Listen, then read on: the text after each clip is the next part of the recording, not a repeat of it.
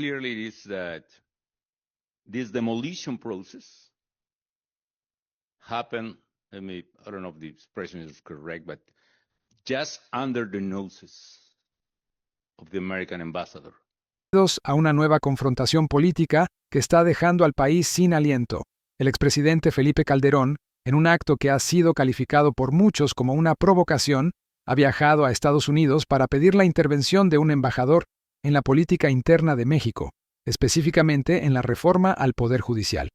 Su argumento: la democracia del país está en riesgo. La respuesta de la presidenta Claudia Sheinbaum no se hizo esperar.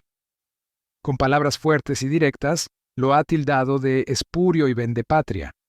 Esta no es solo una batalla de palabras, es un choque de ideologías que podría redefinir el futuro de nuestra nación. ¿Qué hay detrás de las declaraciones de Calderón? ¿Y por qué la respuesta de Sheinbaum es tan feroz?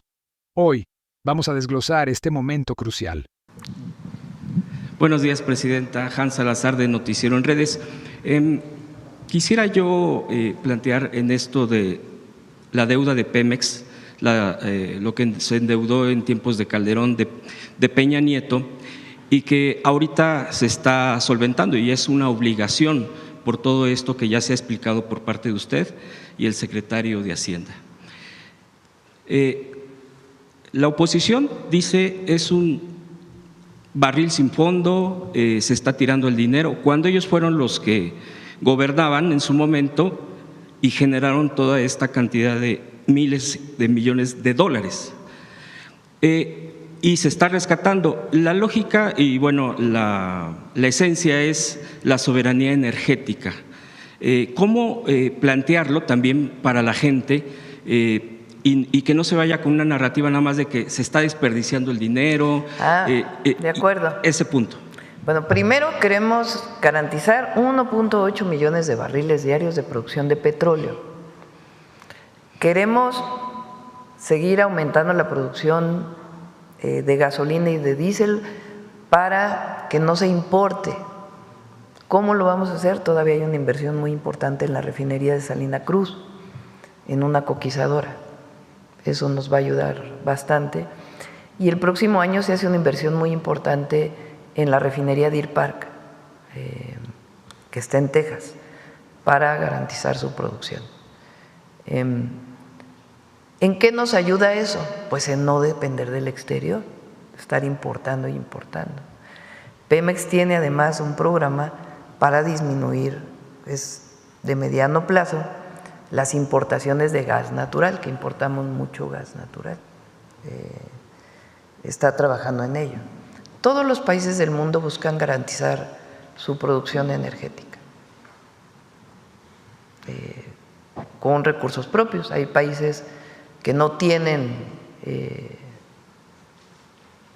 petróleo, no tienen otras fuentes de energía y que lo importan y garantizan sus importaciones.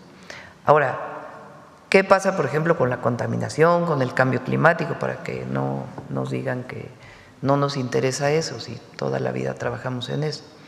O sea, la idea es que lo que consumimos ahí se estabilice y todo el crecimiento sea con fuentes renovables de energía y poco a poco ir sustituyendo petróleo y otras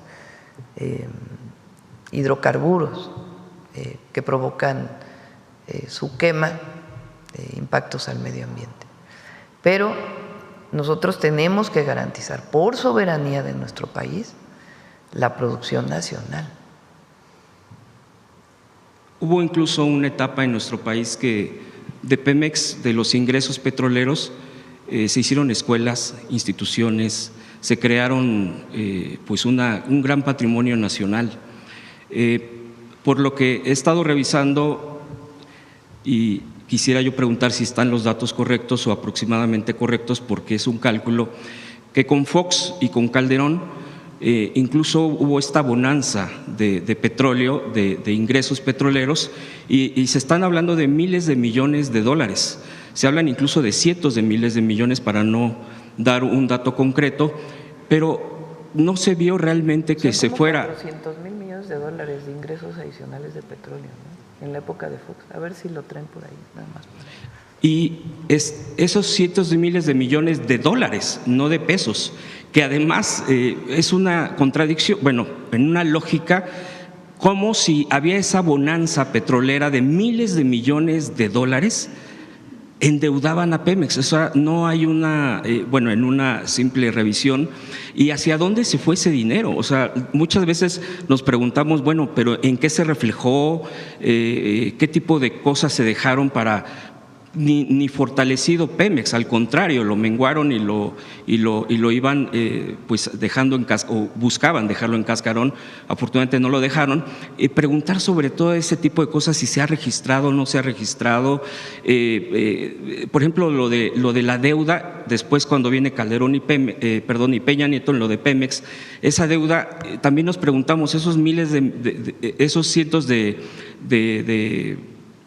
millones de dólares o decenas de millones de dólares, ¿en qué se gastaron? En proveedores, sí, pero si no aumentó la producción, entonces realmente hubo una fuga de corrupción brutal. Entonces, digo, sería la conclusión de uno. Y también aprovechar esto del huachicol fiscal, que es lo que ahorita está mucho por todo esto que se ha estado planteando aquí.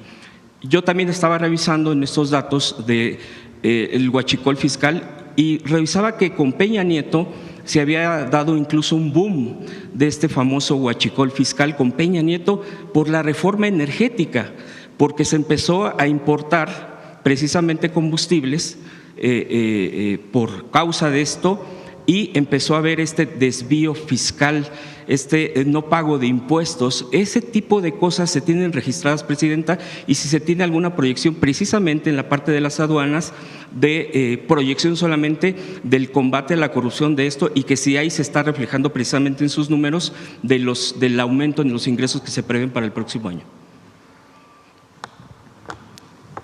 Durante el periodo de Fox, cuando termina Zedillo, se producían en México alrededor de 2.1 millones de barriles diarios, 2 millones de barriles diarios de petróleo. La mayoría se exportaba, como la mitad entraba a las refinerías para producir gasolinas, diésel, combustóleo. En México hay 6 refinerías, ahora hay 7 con la Olmeca y 8 con la de Deer Park, que se compró completa en Texas. Bueno, en la época de Fox aumentaron la producción de petróleo de 2.1 millones de barriles diarios a 3.4 millones de barriles diarios. En 2004 es la mayor producción de petróleo de la historia de México. Imagínense un barril, ahora imagínense 1 millón de barriles. Eso es lo que se produce diario, 1.8 veía en México. Bueno, con Zedillo eran 2.1 más o menos, si mal no me equivoco.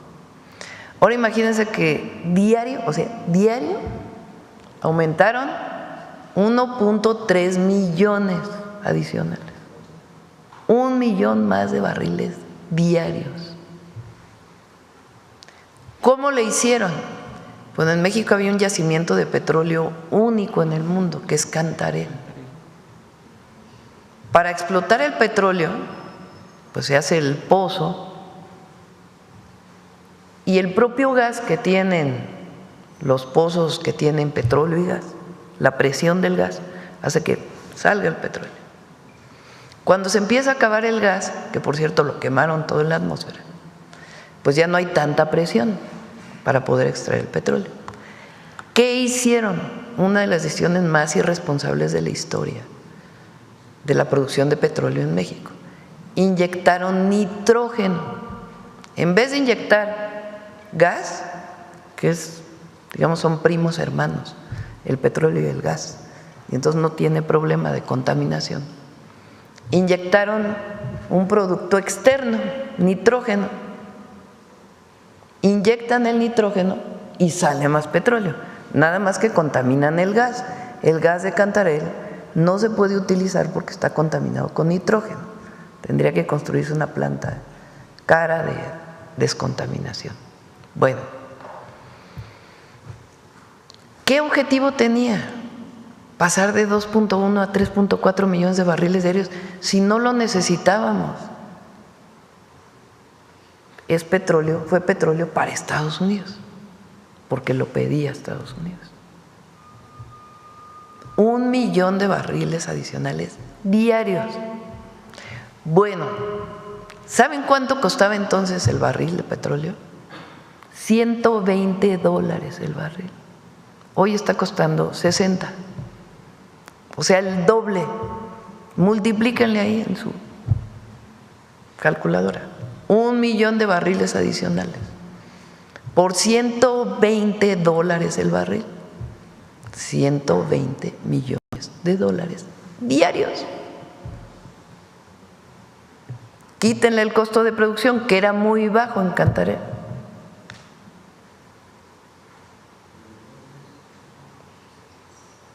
Ahora les pregunto a quienes nos escuchan ustedes, ¿qué obra de infraestructura fundamental recuerdan del periodo de Fox?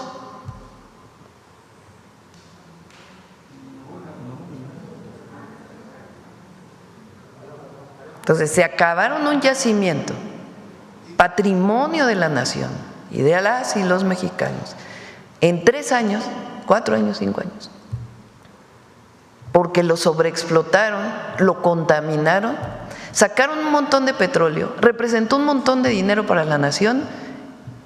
¿Saben qué es lo que hicieron? Aumentaron el gobierno, los puestos de gobierno, las plazas del gobierno y otras corruptelas.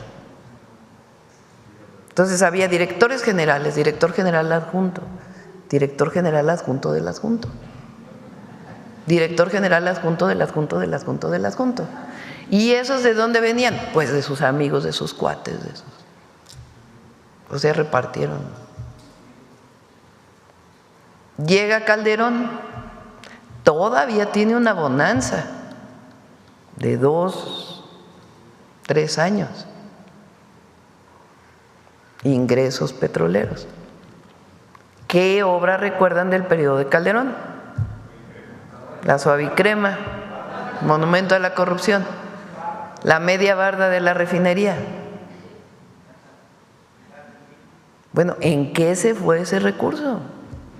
Porque además dejaron caer a Pemex. Llega Peña y dice, no, es que la salida para Pemex es la privatización, la reforma energética, que los privados saquen petróleo. Ya Pemex ya no tiene alternativa. Bueno, sí, vamos a hacer la empresa productiva del Estado. Entonces, privatizan el petróleo en realidad, porque dicen que no, que es de la nación, pero en la reforma del 2013 era una privatización del petróleo. Lo explotan empresas, con la idea de que lo explotaran empresas privadas, nacionales y extranjeras. Hablan así con gran anuncio. Ronda 1, ronda 0, ronda 1, ronda 2, para que vengan las empresas. Y les dan bloques de territorio para su explotación en el Golfo, algunos en tierra inclusive, en el Golfo. ¿Cuánto petróleo han sacado de ahí?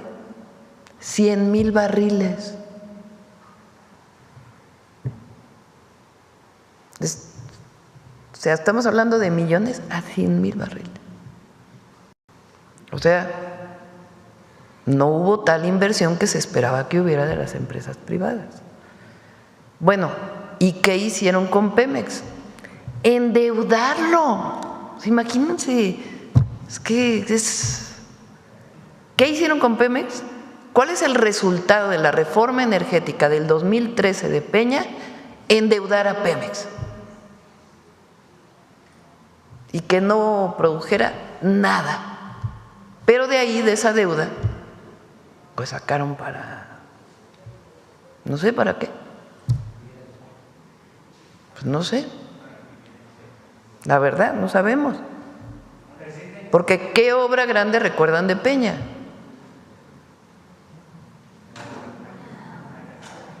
El Insurgente, que todavía lo estamos acabando, que no pudo avanzar prácticamente nada. Eso sí, decían, estamos consolidando el déficit. Sí, nomás que a costa de endeudar a Pemex. Y de un montón de dinero que les dio el Banco de México, por cierto, montones. Entonces, ¿qué tenemos que hacer? De manera responsable, como lo inició el presidente López Obrador y a nosotros nos toca consolidarlo y fortalecerlo, pues garantizar la viabilidad de Pemex de largo plazo. Y hay años pues en que lamentablemente tenemos que pagar los intereses de la maldita deuda corrupta de Calderón y Peña. Esa es la triste historia Presidenta, de nadie cándido, como diría. Sí. y hablando de cínicos, Calderón, sale un video Buenísimo. ayer. Esa sí, nos la regaló. Sí. A ver, ponlo. Adelante, Javier. Sí, que salió ayer, bueno, ahí está el video, si quiere para verlo, porque dijo, en las narices del embajador estadounidense, fue a decir a Washington, se hizo la reforma judicial, o sea, como diciendo, ¿por qué no intervino Estados Unidos? Échale. Could the US have done more to save? Sí le agarraron la onda. Pon la primera parte otra vez.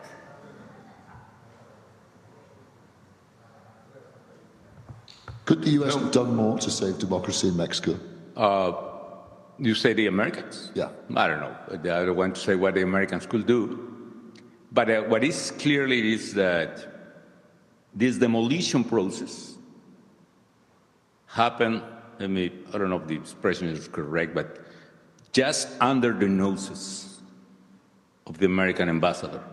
And I'm talking about this, not talking about this administration, former previous administration. I don't know, because that ambassador just didn't realize what exactly was happening, or he just ignored that, which is terrible. But, está hablando de la reforma al Poder Judicial. Y entonces, fíjense la gravedad de lo que dice un expresidente. Ya saben que yo siempre le pongo el apellido Espurio, porque llegó con un fraude electoral al gobierno de México. Es indignante, no tiene otra palabra. O sea, va a Estados Unidos y le preguntan, ¿y qué opina de la política exterior? ¿No? Dice, imagínense cómo es posible que la reforma al Poder Judicial haya pasado por las narices del embajador estadounidense y no haya hecho nada.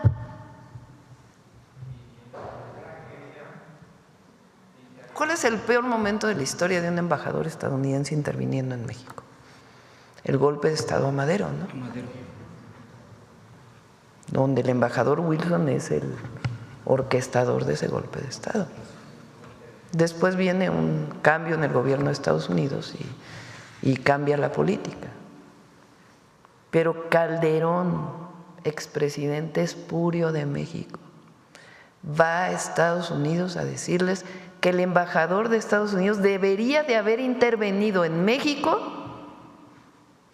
para que no pasara la reforma al Poder Judicial. O sea, aparte de espurio, ¿cómo le ponemos? Entreguista, Traidor a la patria. vendepatrias. Traidor a la patria. Gracias, presidenta. Lo que hemos presenciado es más que un simple pleito político. El viaje de Felipe Calderón a Estados Unidos y sus declaraciones sobre la intervención de un embajador en asuntos mexicanos es un acto que muchos califican como una traición. La dura respuesta de Claudia Sheinbaum refleja la gravedad del asunto. Ella no solo lo descalifica por su dudosa llegada al poder, llamándolo espurio, sino que también lo acusa de vendepatria, una de las ofensas más grandes en la política nacional. Este enfrentamiento nos obliga a preguntarnos, ¿hasta dónde están dispuestos a llegar los políticos para defender sus intereses? Pero la pregunta final es para ustedes. ¿Creen que las palabras de Felipe Calderón son un acto de valentía en defensa de la democracia o un acto desesperado que justifica la intervención extranjera? ¿Y consideran que la respuesta de Sheinbaum es justa y necesaria para defender la soberanía de México? Queremos saber su opinión. ¿Estamos presenciando un acto de patriotismo o una nueva traición a la nación? Dejen sus comentarios y unámonos a esta conversación que definirá el futuro de nuestra patria. Y si llegaste hasta aquí, es porque la verdad te importa y sabes que el conocimiento es poder. Por eso, te invito a unirte a nuestra creciente familia. Suscríbete al canal ahora mismo. Es completamente gratis y te asegura que no te perderás ni un solo video con los análisis más agudos y las noticias más relevantes. Pero eso no es todo. Para que seas el primero en enterarte de cada declaración histórica, cada noticia de última hora que te afecta directamente y cada análisis profundo que te da una ventaja, activa también la campanita de notificaciones. De esa forma, YouTube te avisará instantáneamente cada vez que publiquemos contenido que no querrás perderte. Tu participación es vital para seguir compartiendo estas verdades y construyendo una comunidad de ciudadanos informados. Nos vemos en el próximo video con más noticias que te mantendrán al tanto de México y el mundo.